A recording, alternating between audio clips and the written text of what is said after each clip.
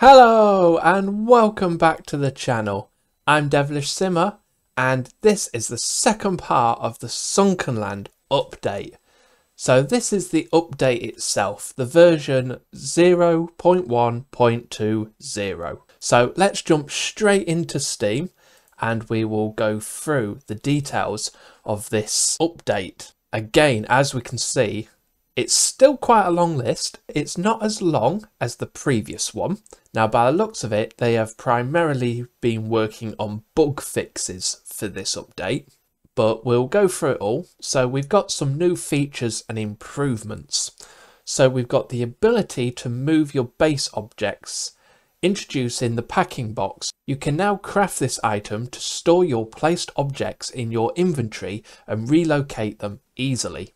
Now, this is great because although I've not played with this mechanic myself, because I've not got to that stage, I have seen with other people playing the game that when you've placed items in your builds, whether it be your grill or your purifier or decorative items or anything, once you've placed them, they were placed. You couldn't pick them up and move them around.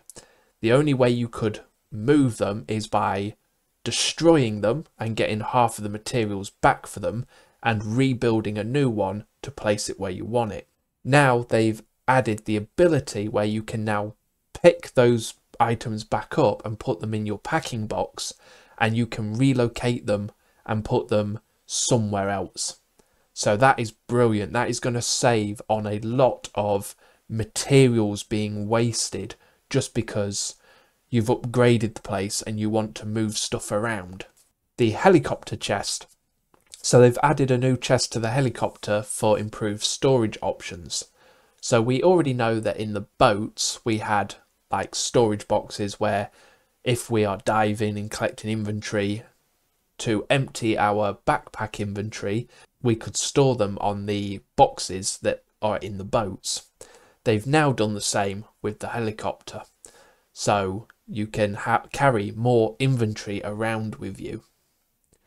Chest stacking. All types of chests can now be stacked on top of each other. Quite simple and straightforward. Co-op enhancements. General improvements to co-op game connectivity for a smoother multiplayer experience. Private co-op games. You now have the option to hide your co-op game from public view. Server selection enhancement. Remove the best region option to eliminate confusion. Players must manually select their preferred server. Invitation server access. When joining through an invitation, server passwords are now disregarded. Added a hint for switching ore types when using the ore detector. So they're all the new features and improvements in the game. And then we go into the bug fixes, which none of these I don't think I've personally ran into because I haven't enhanced far enough into the game myself to actually find anything just yet.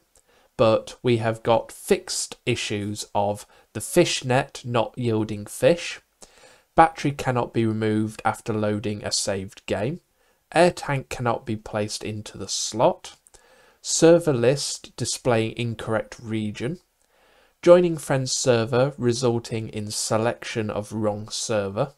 Some branches cannot be picked up after loading the game. That one I have actually noticed myself in my episode 1 that I have recorded. I've not yet put it on. And I think I edited that part out of the actual video because I just thought it was a glitch I'd come across. It turns out it was an actual in-game bug, which they have now fixed. In certain cases, strawberries cannot be picked up during co-op gameplay. Hitmaker occasionally not disappearing. Air tank's capacity can exceed 100%. Pushing the boat while on board causes excessive speed. Endless copies of air tank appearing. Excessive meat yield from sea turtles. Joining a friend's server displays room is full incorrectly. Birds colliding with players and planes. Disconnected generators losing wire connections after loading the game. and picked up logs reappearing after loading. And we've got one last final piece at the bottom, balance and gameplay. They've reduced enemy firepower after day 50. Note, the raiding system will undergo an overhaul this month to enhance the base defense experience. So, with that bit of information, I'm supposing that as the game goes on, the enemies get more and more violent and they get more and more powerful and more difficult to beat. So obviously they got a bit too overpowerful at one stage, so they've had to tone that down a little bit. So that is everything for the new version 0.1.20. So there's a lot there. They've added a lot of new features and improvements, and they've added a lot of bug fixes. Bearing in mind, it was only 3 or 4 days ago that we got the last update, which was a very big update.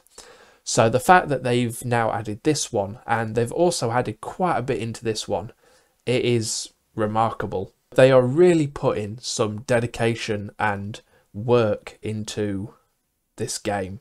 So I'm now going to go off and I'm going to jump into this game and I'm going to see what this new update brings to my current gameplay that I am recording.